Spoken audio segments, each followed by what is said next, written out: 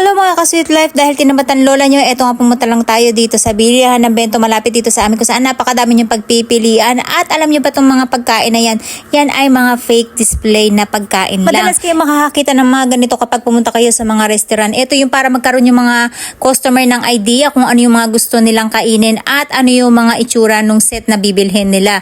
At dito kadalasan ng nakalagay ay set talaga siya na may gulay, may isda kung may karne o mayroon siyang mga appetizer na iba. Yung iba may dessert pa nga kasama ng mga sweet beans. Kapag hindi ka pa satisfied doon sa nakikita mo, meron din sila mga poster na kung saan napakadami na pagpipilian na talaga naman ang lola nyo. Kada pupunta kami dito ay litong-lito ko kasi nga lahat sila guys ay mukhang masasarap. At kadalasan kung ano yung nakita nyo sa poster o sa picture, yun din yung makikita mo ng personal. At kung ano naman ang sinarap ng itsura niya dyan sa poster, syempre masarap din siya sa totoong buhay kapag tinikman nyo.